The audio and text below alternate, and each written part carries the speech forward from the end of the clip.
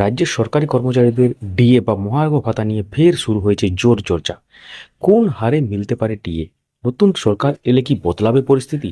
Fitment factor কি? এবং মহামান্য সুপ্রিম কোর্টে চলা মামলার প্রভাব কতটা পড়তে পারে কর্মচারীদের ভবিষ্যতের উপর?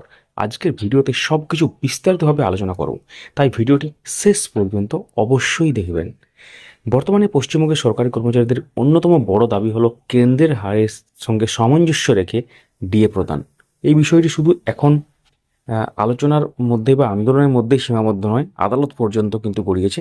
মহামান্য সুপ্রিম কোর্টে মামলা শুনানি চলছে এবং কর্মচারী মহলে আশার আলো তৈরি হয়েছে। অনেকের মতে নতুন সরকার আসার ফলে বড় সিদ্ধান্ত আসতে পারে।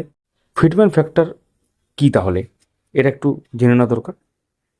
এখন সবথেকে বড় যেটা প্রশ্ন এই রিলেটেড ব্যাপারে, সেটা হচ্ছে ফিটমেন্ট ফ্যাক্টর। সেটা আসলে কি? সহজ ভাষায় বলতে গেলে সরকারি কর্মচারীদের নতুন বেতন কাঠামো নির্ধারণের ক্ষেত্রে একটি গুণক হিসাবে কাজ করে এই ফিটমেন্ট ফ্যাক্টর।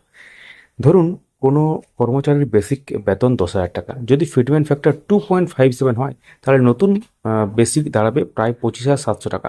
অর্থাৎ পুরনো বেতনকে নির্দিষ্ট সংখ্যায় গুণ করেই নতুন বেতন নির্ধারণ করা হয়।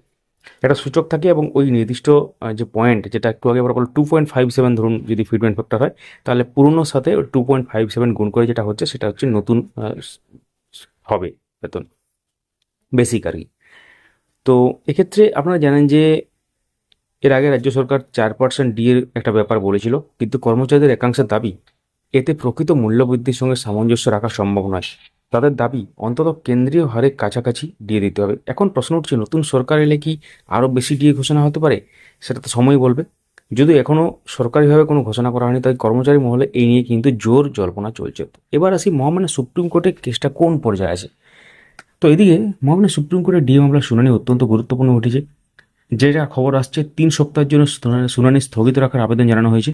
এই ঘটনাকে কেন্দ্র করে শুরু হয়েছে নতুন আলোচনা। অনেক কর্মচারীদের মতে যদি আদালত কর্মচারীদের পক্ষে রায় দেয়, তাহলে রাজ্য সরকারের উপর বড় চাপ তৈরি হবে এবং রাজ্য সরকার অবশ্যই দিতে বাধ্য হবে।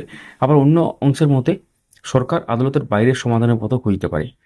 তো এর মধ্যে আপনারা জানেন, রাজ্য সরকার অ্যাডভোকেট অন রেকর্ড সুপ্রিম কোর্টের রেজিস্ট্রারের কাছে একটি বিশেষ আর্জি পাঠিয়েছেন মামলাটি 3 সপ্তাহ পিছিয়ে দেওয়ার জন্য।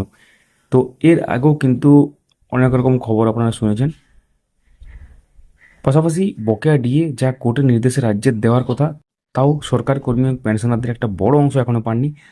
তো নতুন সরকার গঠনের পর এই ব্যাপারগুলো এখন কি হতে চলেছে আমরা দেখতে পাবো সময় এলে। সঙ্গে থাকুন, দেখতে থাকুন। অবশ্যই ভিডিওটি লাইক করুন, সবার সাথে শেয়ার করুন, মূল্যবান মতামত কমেন্টে জানাতে ভুলবেন না। Thank you so much for watching.